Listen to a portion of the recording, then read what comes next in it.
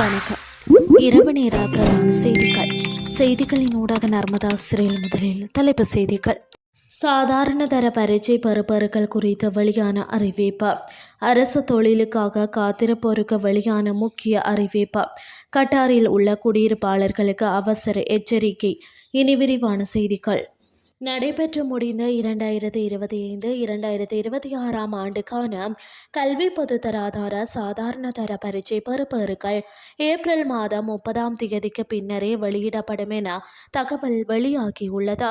குறித்த விடயத்தினை பரீட்சைகள் ஆணையாளர் நாயகம் AKS இந்திகா குமாரி லியனுக்கே தெரிவித்துள்ளதாக ஆங்கில ஊடகம் ஒன்று செய்தி வெளியிட்டுள்ளது.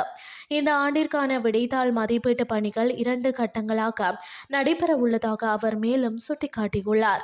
இதன்படி முதலாம் கட்டம் மார்ச் 12 முதல் 23 வரையும், 2ஆம் கட்டம் ஏப்ரல் 1 முதல் 10 வரையும் நடைபெற உள்ளதாக கூறியுள்ளார்.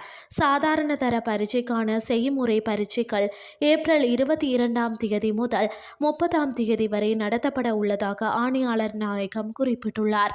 இந்த மதிப்பீடு மற்றும் செயன்முறை பரீட்சை நடவடிக்கைகள் நிறைவடைந்த உடனேயே பெறுபவர்களை வெளியிடுவதற்கான இறுதி திகதி தீர்மானிக்கப்படும் என பரீட்சைகள் ஆணையாளர் நாயகம் மேலும் தெரிவித்துள்ளமை குறிப்பிடத்தக்கது.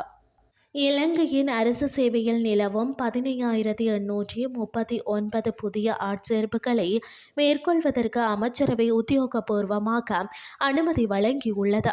இலங்கை அரசாங்கத்தின் அமைச்சுக்கள் மற்றும் மாகாண சபைகளில் நீண்ட காலமாக நிலவி வரும் வெற்றிடங்களை நிரப்பும் நோக்கில் இவ்வாறு அனுமதி வழங்கப்பட்டுள்ளது. பிரதமரின் செயலாளரின் தலைமையில் நியமிக்கப்பட்ட விசேட குழுவின் பரிந்துரைகளுக்கு அமைவாக இந்த தீர்மானம் எடுக்கப்பட்டுள்ளதாக தெரிவிக்கப்படுகின்றது. 2024 டிசம்பர் 30 அன்று அமைச்சரவையால் நியமிக்கப்பட்ட இந்த குழு பொது சேவையின் அத்தியாவசிய தேவைகள் மற்றும் முன்னுரிமைகளை ஆய்வு செய்து இந்த அறிக்கையை சமர்ப்பித்திருந்தது. அதிகப்படியான ஆட்சேர்ப்புகள் பாதுகாப்பு மற்றும் பொதுமக்கள் பாதுகாப்பு அமைச்சுக்களில் இடம்பெற உள்ளதாகவும் முக்கிய அமைச்சுக்களின் விபரங்கள் இவ்வாறு குறிப்பிடப்பட்டுள்ளது.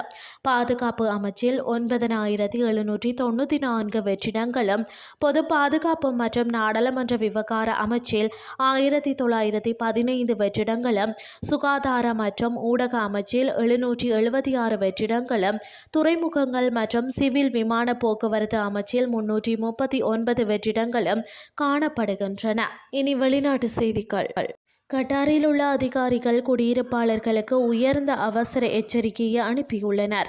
தோஹா வான்பரப்பில் பல வெடி சத்தங்கள் கேட்டதை அடுத்து குறித்த எச்சரிக்கையை விடுத்துள்ளனர். தற்போது தோஹாவின் வான்பரப்பில் அதிக இடைமறைப்புகள் மேற்கொள்ளப்பட்டு வருகின்றன. நகர மையத்திற்கு அருகில் தொடர்ச்சியான வெடிப்பு சத்தங்களை கேட்டதாகவும் கத்தார் நாட்டின் பாதுகாப்பு அமைச்சகம் அதன் வான் பாதுகாப்பு அமைப்புகள் தாக்குதல்களை இடைமறிப்பதாகவும் கூறியுள்ளனர். இத்துடன் செய்திகள் யாவும் நிறைவடைகின்றது. அடுத்து காலை 8:30 எதிர்பாருங்கள். நன்றி.